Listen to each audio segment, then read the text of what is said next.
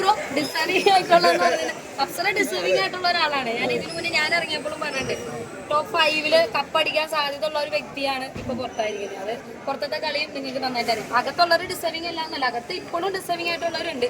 ഇനിയും വീണ്ടും ആ ഡിസേർവിംഗ് ആയിട്ടുള്ളവരൊക്കെയാണ് പിന്നെ പുറത്തു വന്നിട്ടുണ്ടെങ്കിൽ ബിഗ് ബോസിനൊരു അർപ്പില്ലാണ്ടായി പോകും.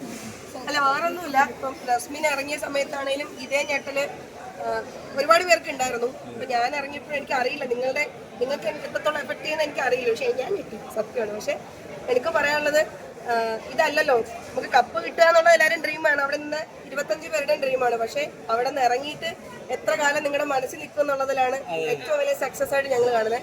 ഞങ്ങൾക്ക് ഉറപ്പുണ്ട് എന്തായാലും അത്ര പെട്ടെന്നൊന്നും നിങ്ങളുടെ മനസ്സിൽ നിന്ന് പോകില്ലാന്ന്. അതാണ് ഏറ്റവും വലിയ സക്സസ്. നിങ്ങൾ നന്നായിട്ട് കളിച്ചു, അയ്യോ നിങ്ങൾ ഇപ്പോഴൊന്നും ഇറങ്ങേണ്ട ആളല്ലായിരുന്നു എന്ന് പറയുന്നത് അത് കേൾക്കുമ്പോഴാണ് ഞങ്ങള് അത്രയും എന്താ പറയാ, അതാണ് ഞങ്ങളുടെ സക്സസ്.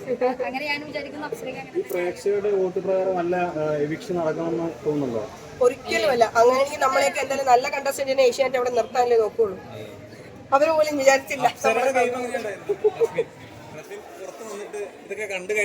പുറത്ത് വന്നിട്ട് ഞാൻ എപ്പിസോഡൊന്നും കണ്ടിട്ടില്ല. കാരണം എനിക്ക് കാണുമ്പോൾ നല്ല സങ്കടമായിരുന്നു. അവിടെ ഇവര് ഓരോ അഭിപ്രായങ്ങൾ പറയുമ്പോൾ ഞാനപ്പോ ഒരു എപ്പിസോഡ് കണ്ടിട്ട് അത് അങ്ങനെയല്ല ഇങ്ങനെയാണെന്ന് ഞാൻ ഒറ്റയ്ക്ക് ഇരുന്ന് പറയാം. അപ്പൊ ഞാൻ വേണ്ട ഇനി കണ്ടാൽ ശരിയാവില്ല, സങ്കടം വരും. അപ്പൊ അതുകൊണ്ട് ഞാൻ മാറ്റി വെച്ചു.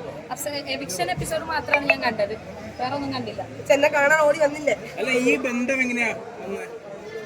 എനിക്ക് അവിടെ കണ്ടതിൽ ഏറ്റവും പ്യുവർ സോളായിട്ട് തോന്നി, ഭയങ്കര ജെന്യൂൻ ആയിട്ട് തോന്നിയ ഒരാൾ റസ്മിനാണ്. ഭയങ്കര സത്യസന്ധയാണ്. അവള് കാണിച്ചൊക്കെ നെഗറ്റീവ്സ് ഒക്കെ ഉണ്ടായിട്ടുണ്ട്. പക്ഷെ അതൊക്കെ ഭയങ്കര സത്യസന്ധ ആയതുകൊണ്ട് എനിക്ക് തോന്നുന്നത് കയ്യിൽ നിന്ന് പോയ കുറച്ച് കാര്യങ്ങളുണ്ട്. പക്ഷെ ഭയങ്കര സത്യസന്ധമായ ഒരു കുട്ടിയാണ്.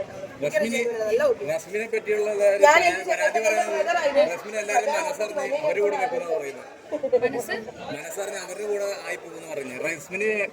റസ്മിന്റേതായ ഒരു രീതിയിലുള്ളൊരു ഇതുണ്ടായിരുന്നില്ല എന്ന് പറഞ്ഞു. അങ്ങനെയല്ല, നമ്മൾ കേട്ടിരിക്കുമ്പോ എന്താ പറയണേ, മറ്റുള്ളവരുടെ വിഷമങ്ങളും റസ്മിൻ മനസ്സിലാക്കുന്നുണ്ട്. അത് ചെറുതായിട്ട് അങ്ങനെ ആയിപ്പോയി. പക്ഷെ തിരിച്ച് ട്രാക്കിലേക്ക് വന്നതാണ്. അപ്പോഴേക്കും ജനങ്ങൾ നല്ല വ്യക്തി ആയതുകൊണ്ട്. ഓക്കെ ഗൈസ്, ഞാൻ കൊണ്ടുപോകാം.